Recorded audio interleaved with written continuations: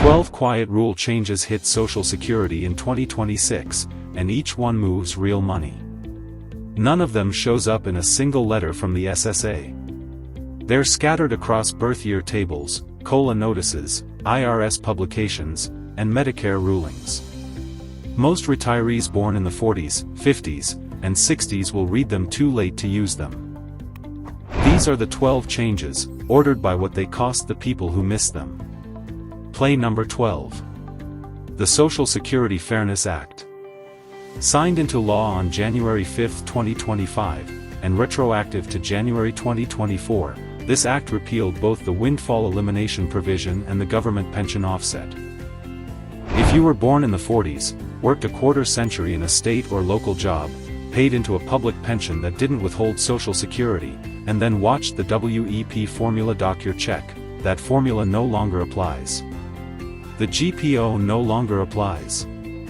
The SSA is processing retroactive adjustments right now. Linda Cassidy, a school bus driver from Vermont who retired in 2017 on a $32,000 a year pension, took her Social Security in 2020. WEP chopped her check from $1,640 a month to $980 a month. Under the Fairness Act, the SSA owes her the difference for every month from January 2024 forward. Her monthly check is restored to $1,640, and her retroactive back pay totals roughly $13,800. Linda didn't lose that correction to bad advice. She lost it to not knowing the rule had changed. But the Fairness Act fixes one specific group. The next change redefines every other retiree by the year they were born. Play number 11. The full retirement age shifted in stages. Anyone born from 1943 through 1954 retired under a full retirement age of 66. Anyone born in 1955 picked up 2 months. 1956 picked up 4. 1957 picked up 6. 1958 picked up 8. 1959 picked up 10. And anyone born in 1960 or later locked in at 67. That means a person born in 1962 faces a full retirement age 3 years longer than someone born in 1952 retiring right now under 66. The shift was set in law in 1983 and ramped in over 4 decades, but very few retirees born in the 60s read it that way. Joseph Whitley, a heavy equipment operator from Tennessee, was born in December 1960. He planned to claim at 65 the way his father did. His father's full retirement age was 65. Joseph's is 67. Claiming at 65 instead of 67 permanently cuts his benefit by 13.3%. On his $2,380 monthly primary insurance amount, that's roughly $316 a month gone for life and about $113,760 over 30 years. But the age shift is only the date. The next change determines the size of the check the moment you start collecting. Play number 10. The 2026 COLA. Social Security benefits picked up a 2.8% cost of living adjustment for 2026, paid to roughly 71 million Americans starting in January. The average retired worker benefit climbed from $2,015 to $2,071, a monthly bump of $56. That sounds modest until you stack it on top of the 2025 COLA of 2.5% and the 2024 COLA of 3.2%. Compounding across 3 years has pushed the average benefit up roughly $138 above the pre-2024 base. But here's the trap. The COLA only flows to people already on the rolls by the December before. Someone claiming for the first time in 2026 starts at the higher base but missed every prior COLA that would have compounded against a delay. Margaret Oliveira, a former grocery store manager from New Jersey who was born in 1952, waited until 2024 to claim at full retirement age 66. Her first check in April 2024 was $2,312. The 2025 COLA raised it to $2,370. The 2026 COLA raised it to $2,436. By waiting, Margaret stacked both increases. She now collects $124 a month more than she would have if she had claimed at 62 in 2014. But COLA stacking is only half the trick. The other half is the earnings test that runs while you keep drawing a paycheck. Play number 9. The 2026 earnings test. If you claim Social Security before full retirement age and keep working, the SSA withholds part of your check once you cross an annual threshold. In 2026, that threshold is $24,480 for anyone under full retirement age. Every $2 over the limit costs $1 in withheld benefits. In the calendar year you reach full retirement age, the threshold jumps to $65,160 and the withholding rate drops to $1 for every $3 over the limit. After full retirement age the test disappears and everything already withheld gets credited back through a higher future benefit. Robert McAllister, an HVAC technician from Pennsylvania born in 1962, claimed at 62 in 2024. He still earns about $52,000 a year from a small repair business. In 2024 his earnings cleared the $22,320 limit by roughly $29,680. Withholding cost him $14,840 in Social Security checks the SSA will eventually recredit after full retirement age. In 2026 he is 64 and will again blow past the $24,480 limit.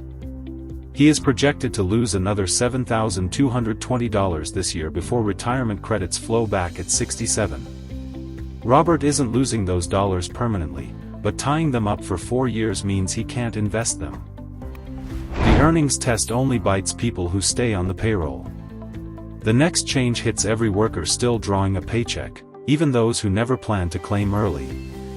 Play number 8. The 2026 taxable wage base climbed to $184,500. Every dollar a worker earns below that line pays 6.2% in Social Security tax plus a matching 6.2% from the employer. The line itself moved from $176,100 in 2025 to $184,500 in 2026, a jump of roughly 4.8%. For a self-employed consultant earning $310,000 a year, the 2026 increase adds $521 in employee-side tax and another $521 on the employer side for a total of $1,042. Patricia Yost, a metallurgical engineer in Colorado born in 1964, took a $295,000 position at a mining firm in January 2026. Her W-2 line for Social Security wages is now $184,500 instead of $176,100, costing her roughly $521 more in OASDI tax this year than a coworker hired a day earlier in 2025. The wage base rise doesn't raise her future benefit a cent, because she has been maxing contributions since 1992 and her AIME is already pinned at the maximum bend point. But paying more into the system doesn't earn her more future benefits. The next change reserves her biggest gain for the moment she stops working entirely. Play number 7. Delayed retirement credits of 8% per year. Anyone born in 1943 or later earns an 8% delayed retirement credit for every full year they wait past full retirement age, paid as a permanent monthly increase. That works out to roughly 2/3 of 1% per month of delay. For a worker with a full retirement age of 67, waiting until 70 adds 24% to the monthly benefit for life. For a worker with a full retirement age of 66, the same wait adds 32%. The credits stop at 70. Sandra Petrosky, a hospital administrator in Ohio born in 1957, has a full retirement age of 66 and 6 months.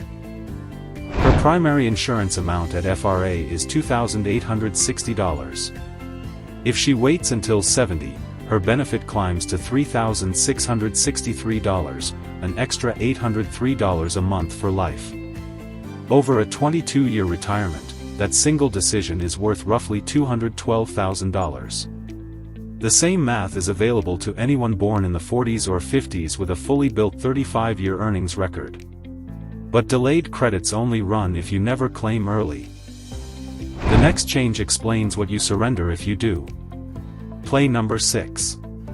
The 30% early claim penalty that hits everyone with a full retirement age of 67. If your full retirement age is 67 and you claim at 62, your benefit is permanently reduced by 30%. The formula runs 0.05% for each of the first 36 months early, plus 0.05% for each additional month. For a worker whose full retirement age is 66, claiming at 62 costs between 25 and 27%. The reduction applies to your primary insurance amount forever and to whatever delayed retirement credits you would have earned. Stephanie Larson, an insurance underwriter in California born in 1963, plans to claim at 62 next year. Her primary insurance amount is $2,640. At 62 she'll collect $1,848 for life. If she waited until 67 she'd collect $2,640, and if she then delayed to 70 she'd collect $3,274. The gap between $1,848 and $3,274 is $1,426 a month and $513,360 over a 30-year retirement. Roughly 40% of 60s claimants file at 62. A reduced benefit at retirement isn't the only reduction that compounds. The survivor benefit follows the same haircut, and that's a much bigger long-term problem for couples who claim early. Play number 5. The survivor benefit full retirement age is not the same as your own retirement full retirement age. A widow's survivor FRA is set lower than her worker FRA.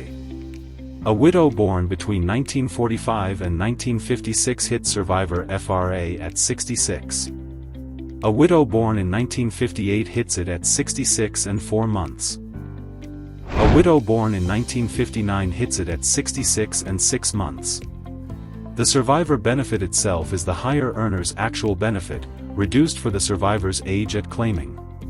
Claiming survivor benefits early reduces the payment by as much as 28.5%. Claiming at survivor FRA gives the full amount. Linda Marsh, a teacher's aide in Michigan born in 1956, lost her husband in March 2025. He had been collecting $3,140 a month on his own record. Linda was 68 and already collecting her own $1,860 reduced retirement benefit. She filed for survivor benefits at her survivor FRA of 66, so her survivor check was $3,140. Today she collects $1,860 from her own record plus $3,140 from his, totaling $5,000 a month. Survivor timing is its own game. The next change is the spousal benefit, which works differently again. Play number 4. The spousal benefit tops out at 50% of the higher earner's full retirement age benefit. A spouse can receive up to half of what the higher earner would collect at full retirement age, even with no work history of their own.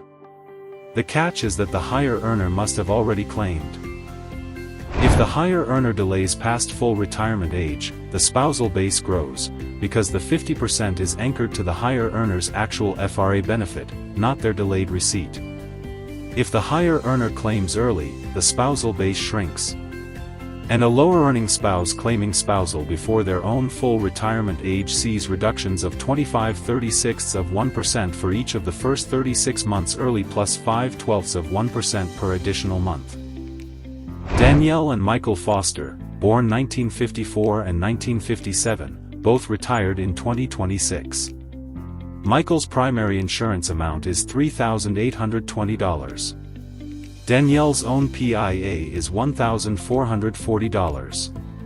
If Michael claims at his full retirement age 66, his benefit is $3,820 and Danielle's spousal top-up is $1,910 minus her own $1,440, totaling $1,910 from Social Security.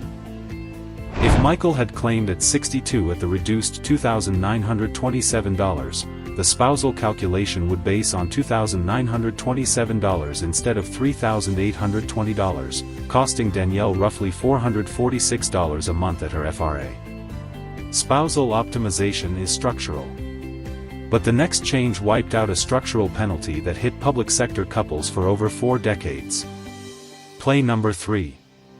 The Fairness Act also killed the government pension offset. Before January 2024, the government pension offset cut spousal and survivor benefits by 2/3 of any federal, state, or local pension earned from work not covered by Social Security. A teacher who paid into a state teacher retirement system for 30 years and married a high-earning Social Security contributor could see her spousal or survivor benefit reduced to nearly nothing.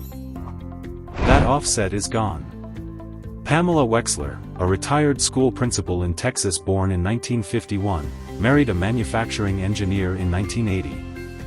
He earned roughly $112,000 a year for 28 years and filed for $3,420 a month at his full retirement age 66. Before the Fairness Act, Pamela's $48,000 a year teacher retirement system pension triggered the GPO and zeroed out her spousal benefit. The GPO repeal restored her. She now receives her own teacher retirement income plus 50% of her husband's FRA benefit, layered with her own smaller worker PIA.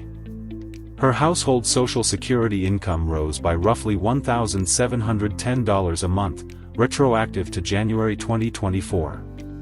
The Fairness Act fixes millions of two-income households. The next change can quietly tax those gains back through Medicare. Play number 2. Medicare IRMAA brackets for 2026 hit earlier than most retirees expect. The income-related monthly adjustment amount applies to anyone enrolled in Medicare Part B and Part D whose modified adjusted gross income crosses certain thresholds. For 2026, the first surcharge kicks in at $109,000 for single filers and $218,000 for joint filers.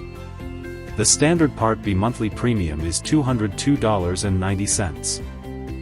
At the lowest surcharge tier above those thresholds, the Part B premium climbs by roughly $74.60 per month, about $895 a year per person. At the top tier for single filers above $500,000 and joint filers above $750,000, the combined Part B and Part D surcharge climbs above standard by several $1,000s per person each year. IRMAA looks at 2-year-old income, and most retirees never appeal using Form SSA 44 even when they had a life-changing event that year. That brings us to the final change, the one rule that determines whether your Social Security income is taxed at all by the IRS. Play number 1. Up to 85% of your Social Security benefit becomes taxable at the federal level once your combined income crosses $34,000 single or $44,000 joint.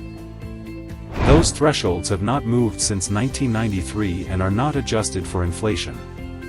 A retired couple with $30,000 in Social Security and $40,000 in IRA withdrawals has $70,000 in combined income.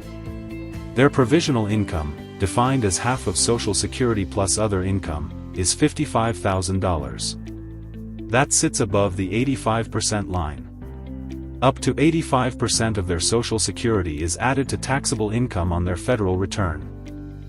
At a 22% federal marginal bracket, that's roughly $5,610 a year in extra federal tax that no payroll deduction ever covered.